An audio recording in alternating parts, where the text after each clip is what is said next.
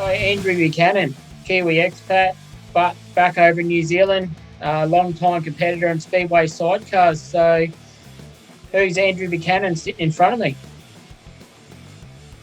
He's this 52-year-old man. That's had a good life and really enjoyed his time over in Australia racing sidecars, then in New Zealand.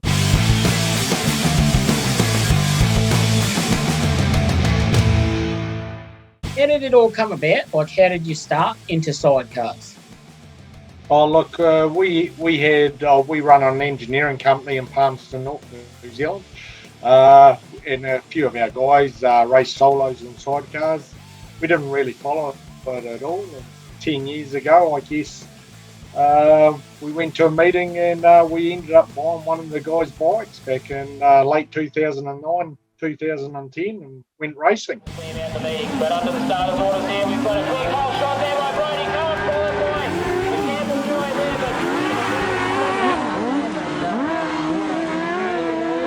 So that's not that long ago. That's a pretty steep thing to jump into and learn, but you seem to do pretty well pretty quickly. Yeah, we adapted pretty quickly. Husband and wife combination was pretty easy. We've got a farm as well, so we did some practicing at home with the tracks. So and New Zealand clay tracks are pretty easy to ride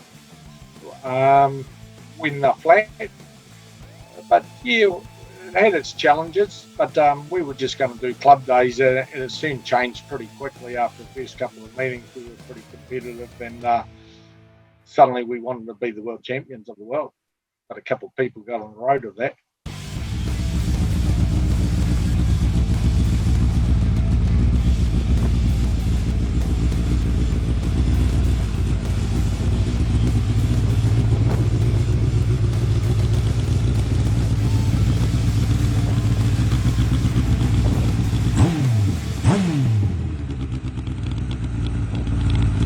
Well, it's interesting for me because I would have thought this was a really long-term career and, that sort of thing. But just to touch on Palmerston North, there's a lot of Kiwis that are in Australia from Palmerston North that have been involved with sidecars for a very, very long time, and they're very fond of Palmerston North. What's the other thing to do in Palmerston North besides sidecars? Because I don't know anything about it. Look, Palmerston North is quite a rural farming community. It's about a population of about 86,000 people. Quite a good engineering area as well, along with farming, university. So it's quite an all-rounded little town, really, and it's a bit of a bogan city as well. So you've got a lot of speedway there with stock cars, saloons, sprint cars, that sort of thing. And sidecars is part of that. On a normal Saturday night, they'll run up to 7 different classes on the one track.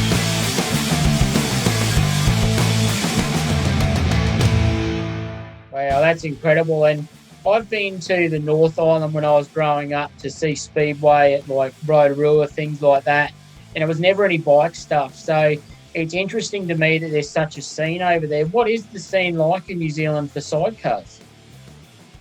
Look, there's most probably 2 types of scenes. There's the clay track scene, and then you've got the shale track like you have in Australia. So the bikes are set up completely different. You've got the New Zealand bike versus the Aussie style bike. And it looks to be splitting, like guys clay experience go to the clay tracks and the shale guys go to the shale tracks. But they all seem to come together on championship titles because they're at the clay or the shale tracks. So seems pretty good. There's some good things happening over here, but we can certainly do things a lot better to make it sustainable.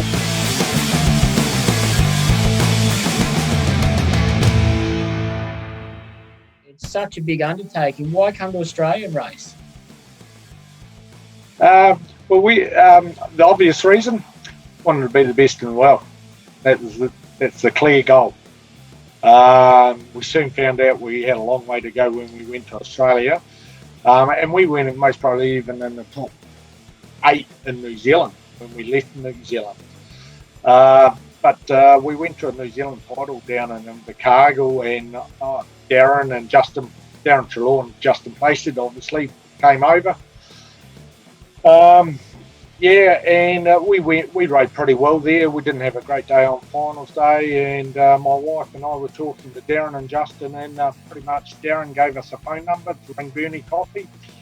Time we got about 20 minutes the next day out of Invercargill, we'd actually purchased Mitch frame off Bernie Coffee and an engine, so it was pretty much done pretty quickly, and 6 months later, the only way we were going to learn to ride it was to head to Townsville.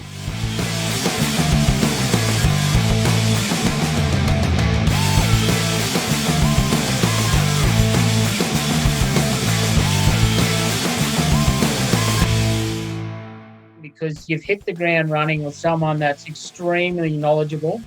And even to this day, I was with Brodie Colin about 2 weeks ago, and Bernie had just built 2 brand new bikes in a week, and they were absolute rockets. So what was it like going to Townsville, which is like the mecca of sidecars for Queensland and some of the best in Australia?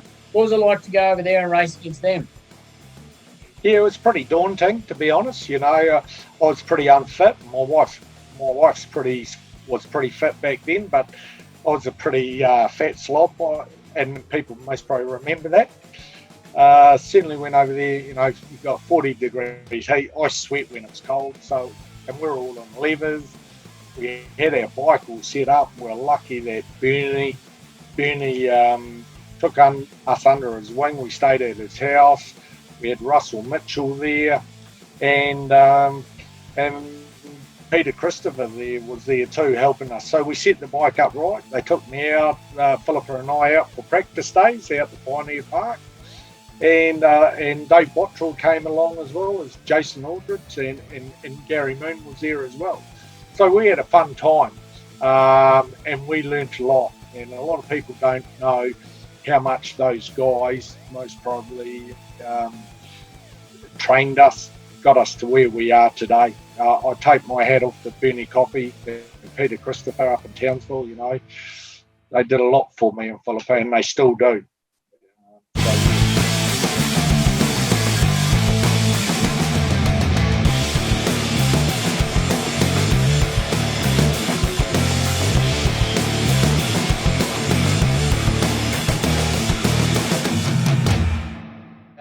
But I'm also very interested, who was more keen to go racing, you or your wife?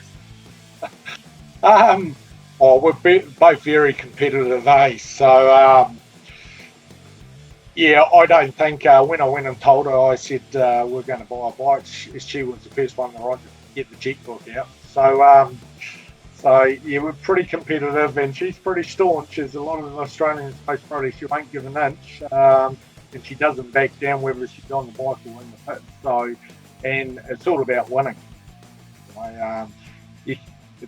It's a great sport. I really enjoy it, but it depends on what your personality is. For me, to have fun, I have to win. It's most probably the same with the other top guys.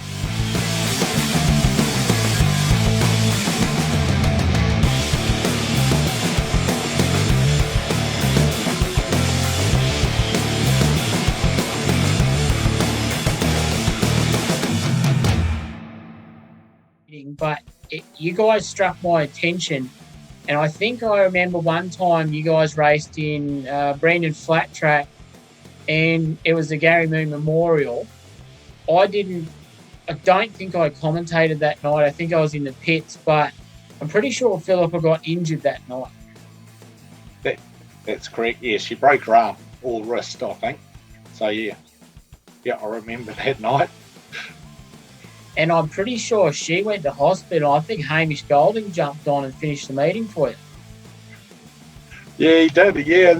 Yeah. And to be honest, we forgot all about her at hospital, and we went to McDonald's before we went to hospital to pick her up. So that was the next day. Wasn't too flash for me, I'm afraid.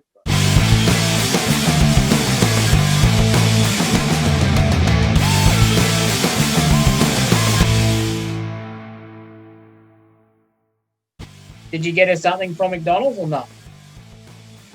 No, we didn't.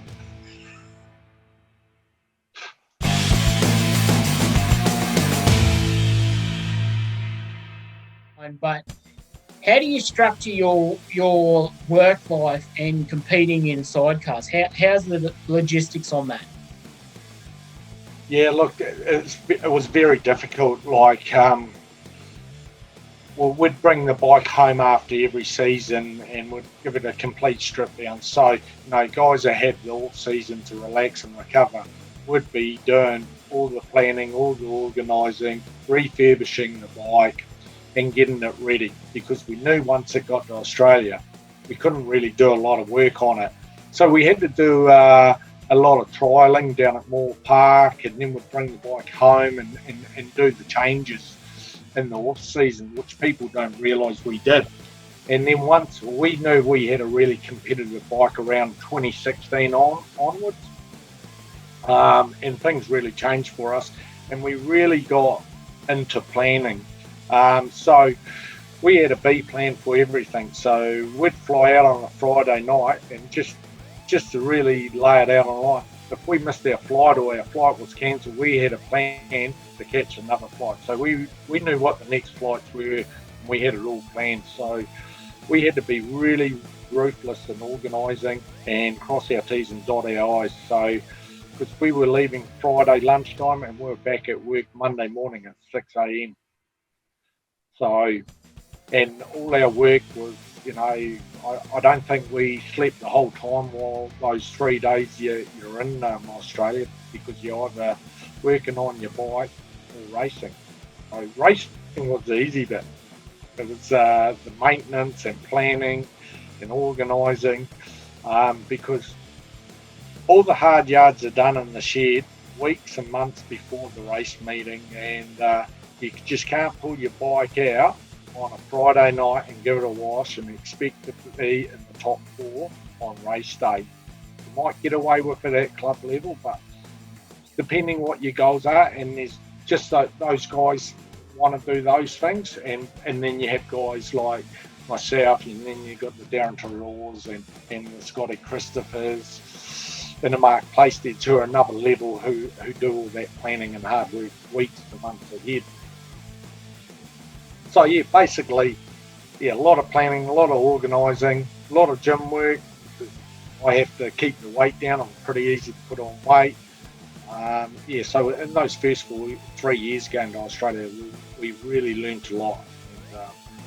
And, and we soaked every bit of information up like a sponge. It was really good, and a lot of people were excellent to us.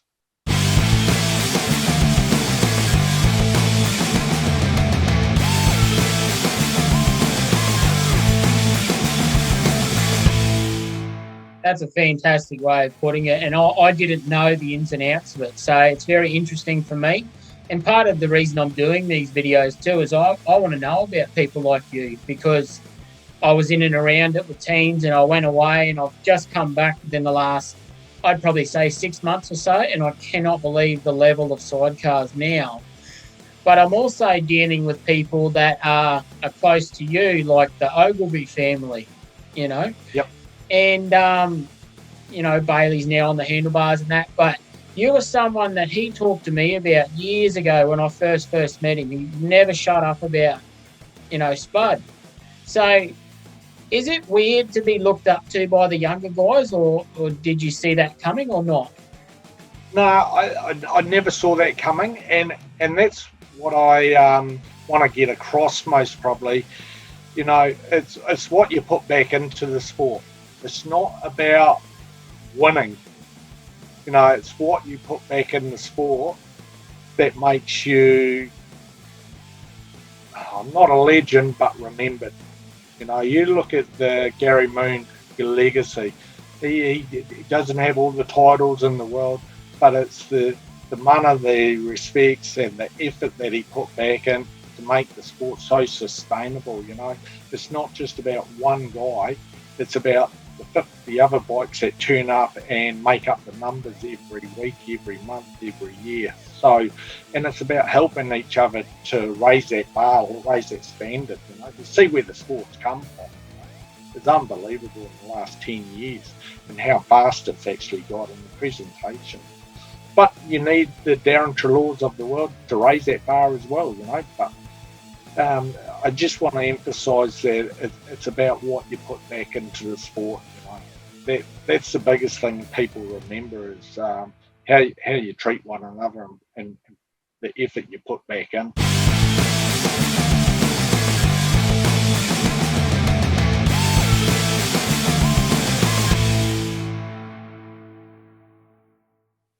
I'm happy you touched on that because that is something that's very important. Because like I said, that's why I'm doing these videos. So I want to try and expose sidecars to, the bloke down the pub that goes, what are they, a car? Or they don't know. So touching back on your career, did you find it more beneficial racing hard out constantly in Australia than coming back to New Zealand, or did the seasons overlap, or what happened there? No, so pretty much we had to make a decision, We had to forego a lot of the championship meetings because our goal simply, and I spoke about it briefly earlier, our goal was to be the best in the world. And to be the best in the world, there's only one place you have to go, and that's Australia. And we worked out pretty quickly you weren't going to get there if you're just doing one-off meetings, and you had to be really, really disciplined, really organised, and stick to your core goals. It wasn't about going over there and having a long weekend and a wonderful holiday and stuff like that and getting on the booze and stuff. It was going over there to do a job, to figure out where you went well, what didn't go well, and then putting it right the following weekend. And the only way you were going to get better is following the Darren Trelaws, Mark Plaisteds, and the Scotty Christophers around the track all day long.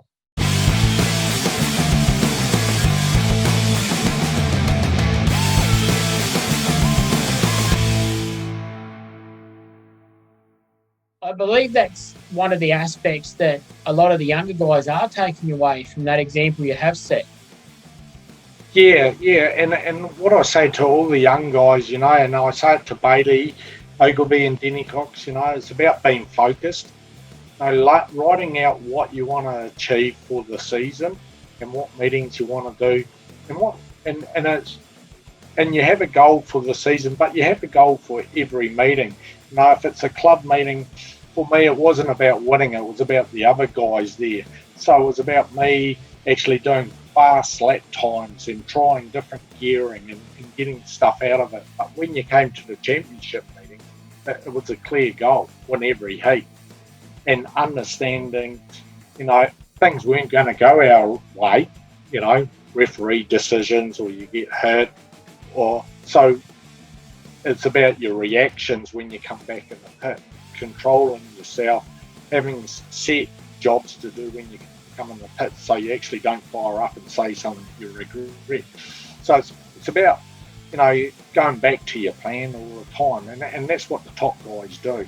They always have goals and they always have plans and things that they work towards. So, and that's what I say to the young guys is got to be very focused. And because it is starting to get expensive and you just can't afford to go and waste that time and waste someone's money, and not perform, because the sponsors these days want art, but they want results. But it all comes down to what your clear goals are, really.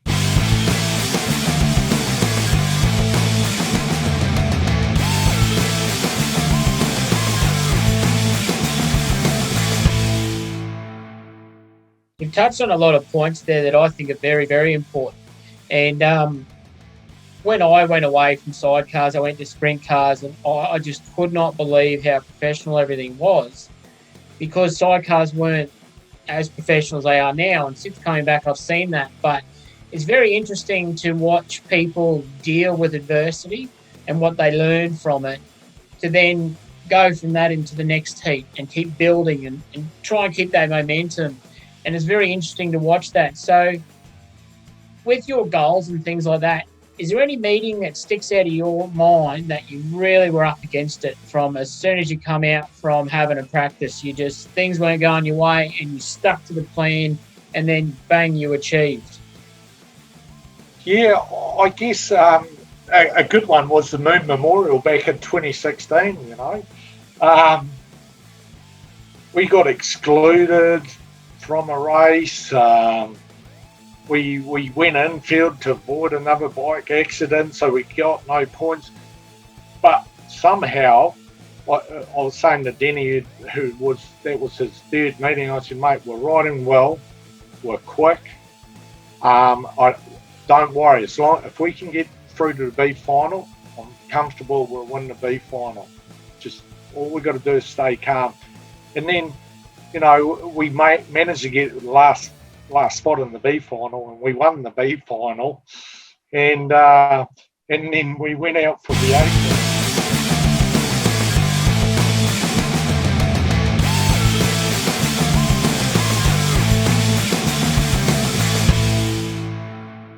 Gate of the lot, gate 3, you're last. And then he just dropped his head, and I said, no, we'll be fine. We'll just let them all go and fight, and we'll pop out underneath them. And honestly, we had Darren Trelaw and Scotty Christopher and David Watford back in 2016. Geez, that was an Aussie final, if not a world final. And we were last one there by about 10 minutes and 10 metres, and we popped out in front of all of them, and we'll see you later, boys. Try and catch us. And I think Denny was cheering with 1 lap to go. So that's adversity. It's about keeping your cool, flying under the radar, and not worrying about anything that's going on around. Just stick to your own little bubble, stick to your clear goals, and focus on what you want to achieve and what you're aiming for. And doesn't always go to plan, but 9 out of 10 times it comes right, the cream rises to the top, as they say at the end.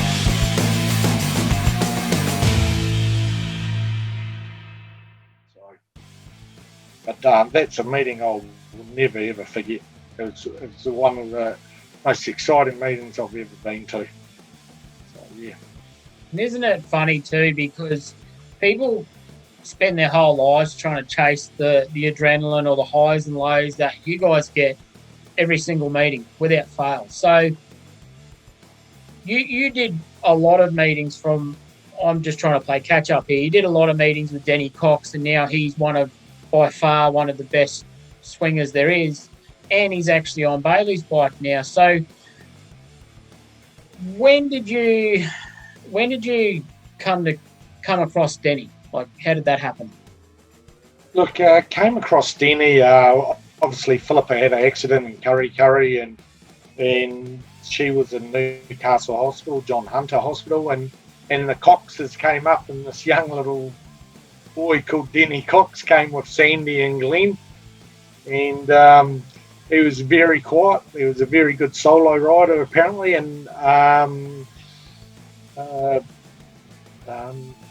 and his riding coach came with him, and he was looking at going to Europe, but suddenly he changed his mind, and 6 months later he was on the back of the sidecar with me.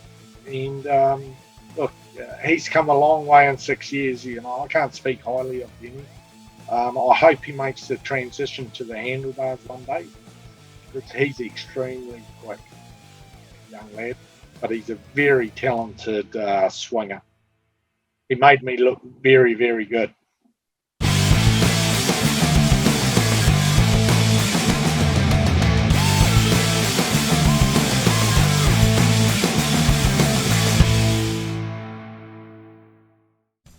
I've been sort of thrust into it. Last time I was around Bailey, he was a junior, now he's a senior. I met Danny down in Brisbane at just a club day, and he was as nice as you get, calm as. Couldn't wait to tell me about New Zealand, because I did a lot of YouTube catch up in the last 6 months, and he's the same. He spoke so highly of you, and it was really cool that he had such a good rapport with you. But getting back to all this, do you still compete? Did you stop? What's the scenario? Nah, look, I haven't done any racing since February last year, February 2020. So that was down in the Cargill when we brought all the Australian boys over, Darren and Brody and the Bonds and Rick House and who else did we bring? Can't remember, sorry. But and Warren Monson, obviously. So which was huge for New Zealand, to see these guys ride. They're unbelievable. And it was one of the proudest things I've done is to bring the best riders back to New Zealand to see what you're up against week in, week out, because that's something special to ride against, to get pulled along with the best riders. So that was really exciting. It didn't end so well for me, but so we've sold both bikes pretty much. And that's where we're at the moment. I'm developing a bike. So I've got a brand new frame from Bernie Coffee. And I'm developing a brand new SP Honda CBR motor from the States. So looking at sort of developing the engines, I think the frames have come a long way, but I think, if guys want to beat Darren, they've got to find something really, really special, and they've got to look at a different type of motor. So we're just trying to develop it to give it some more low-down torque, so guys can actually compete with Darren, because you're not going to beat Darren on the same gear. You've got to think outside the square if you want to beat that guy.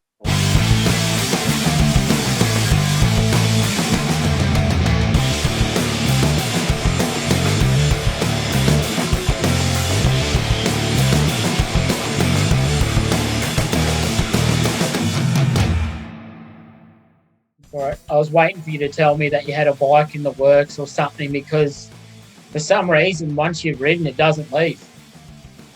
Yeah, you did right. Look, I'd like to think I have retired. I do want to do the odd invitational meeting, as much as my wife will hate me for saying that. I do want to come back and do a memorial meeting. I want to do the Cox memorial meeting. So there are those sort of meetings I want to do, but not to win. I'm not interested. I just want to come over and enjoy the moment. My days are done. I'll rather spend the time with Bailey Ogilvie and, even young Max House. That pairing, mate, they're flying under the radar. Watch them at the Aussie titles, because they're going to upset some key riders, and Riley Common. So they're going to be a special pairing, those two. And when Bailey and Denny come along, they'll be good too, but they've got a wee bit to go yet.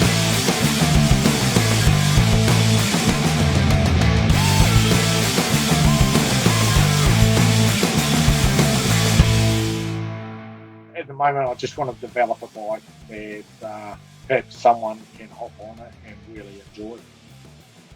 That's amazing to hear. And just for me, my selfish reasons, I'm really happy to hear that, because now I'm definitely going to push to commentate a meeting that you're riding.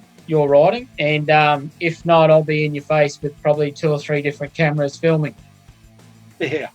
We're certainly, we were hoping to get back over there. I'm meant to be coming over there to work, but COVID hasn't been great to us, so with the quarantining. So we were certainly hoping to be over there well before now, and we were meant to be in Tamworth, but it just didn't happen. But certainly once they open up the borders, we'll be across in Australia quite regularly.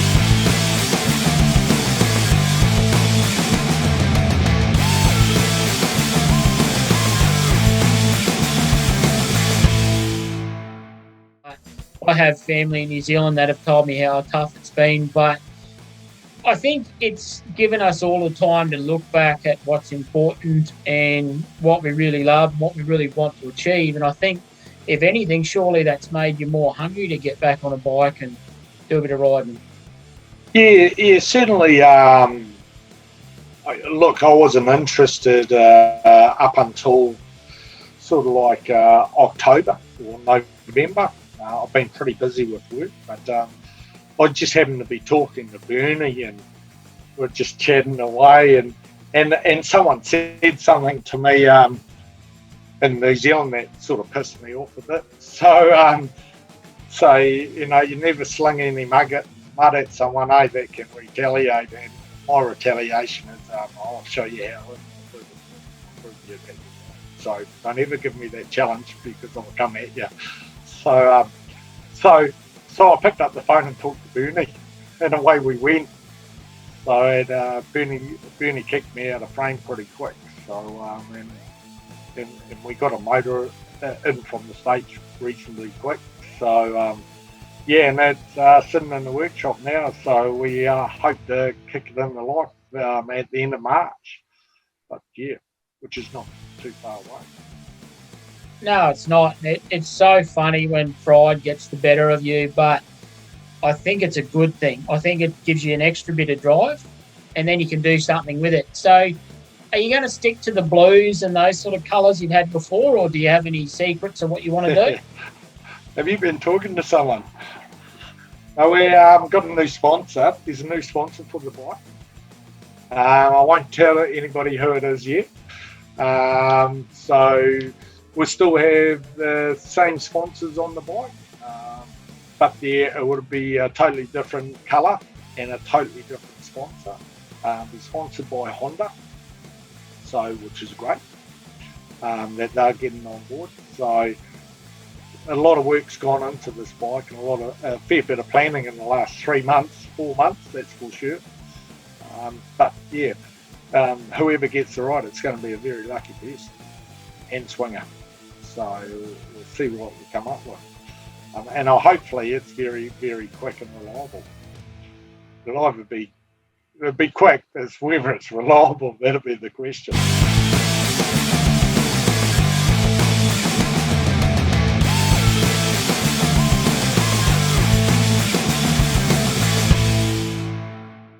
Do you think is the evolution of sidecars to be coming next? You touched on a different motor. What things do you think could take it into the next step? I honestly don't know. I think our biggest thing is we've got to make it sustainable.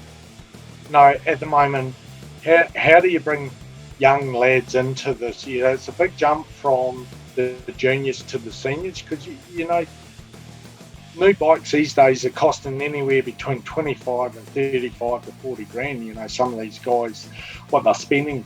So, no, we've got to sort that cost out. And it's got to be sustainable. Otherwise, it's not going to get new kids coming in. You're only going to get the guys like me that have young lads coming up through the ranks. And so they're going to take over the bikes we pass down. Like the Houses and the Commons and the Bonds and the Trelaws. You see young Jake now, and you see Hayden Bond and Max and Riley Commons riding, and Bailey Overall and Denny Cox. So it's a matter of is making a pathway for them guys. I don't know what the answer is. Perhaps it's an electric bike. I don't know. But I think the pathway will become clearer in the next 5-6 years. Because certainly MA and SNZ have got to do something to try and get the costs down for the sport. You look at other speedway classes and it's just out of control. But what I do say to people is it's not about how you look. I know it's all nice to be professional. Put the money into your bike, into your engine, into your frame and stuff like that, and good help. Safety gear. Paint jobs can come later. The tents can come later. The trailers and the vans can come later. It's not about who looks best. It's about how reliable your gear and quick it is and how good you are riding it.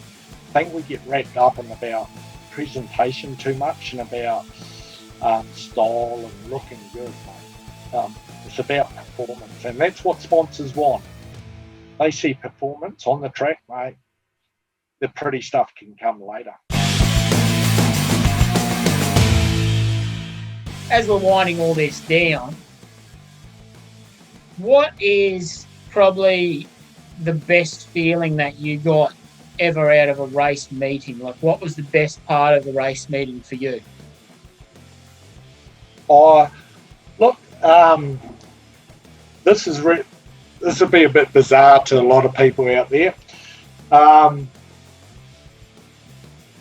I used to get a feeling when I went to a meeting that this was the night. and we were untouchable. And Darren has this feeling all the time, most probably, but you knew when you were on form, and you just couldn't do anything wrong. The gaps opened up, the holes were there, the gates were there. But yeah, they were the best feelings, But I really miss, and the thing I really miss the most, it's not so much winning. I love winning, don't get me wrong. But when you're in that B final or the A final, and you're going out and picking your gate, or that mental game, or lining up for the takes, and everybody's looking at you and you're not at the starting gate. So it's just those mind games.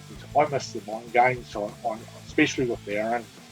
The other guys were reasonably easy. Warren Monson was a pretty hard one to pick, but Scotty Christopher was another good one. But I always knew when I got to a B final, I could have been the last guy on points in the B final. But I always knew when I got to the B final, mate, I was just coming right. And I always loved going through the B final because I knew I could win the B final. I knew no one else was ever going to beat me in a B final. I had lost the odd one, but I just had that feeling.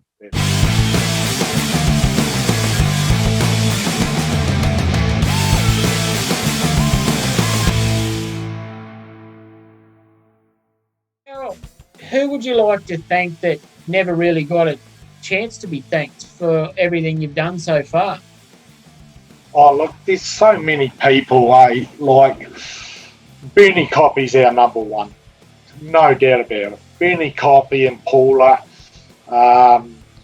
Peter Christopher and Kerry.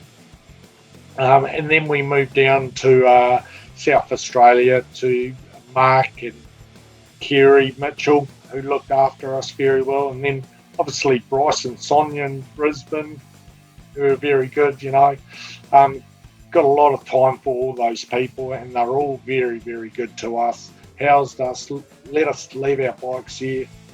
But, Bernie, geez, he's a top bloke, mate. We just can't explain how great that man is and what he's done for the sport to make it sustainable. He puts out the same good frame week in, week out. He looks after everybody, carts their bikes around, he puts their bikes together, supports them 110%, even if they're the opposition. He takes shit off his bike and gives it to them. He's just a great fella, really great fella. And he's one of the reasons I'd love to go and ride it back up in Townsville for him, because I've got a lot to be. I wouldn't be where I am today without Bernie Coppy.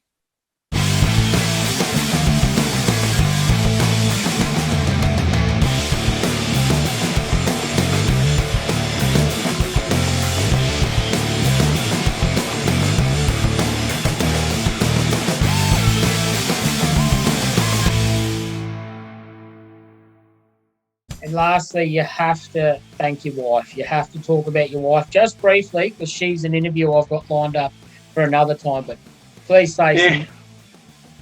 Yeah, well, I'm going to have to, because I actually haven't told him that I was actually going to come and do some invitational rides in Australia yet. So I better tell her tonight. Look, Philip has been great. We've got 4 kids. They're all grown up now. And she's been a brilliant mum to those 4 kids. She's a great wife. She runs my businesses for me, allows me to go and do my shit, supports me 110%. And I'm never home. I come home on a Saturday and I leave on a Sunday, and she looks after everything. So she's a very special person, and the amount of organising she did in 10 years, we're flying backwards and forwards and dealing with 4 kids, a farm, a business. Yeah, and spending a shitload of money. I can't take enough. I couldn't have done what she did. I had the easy job. She allowed me just to do so well. So, yeah. And she took some pretty big hits in that time.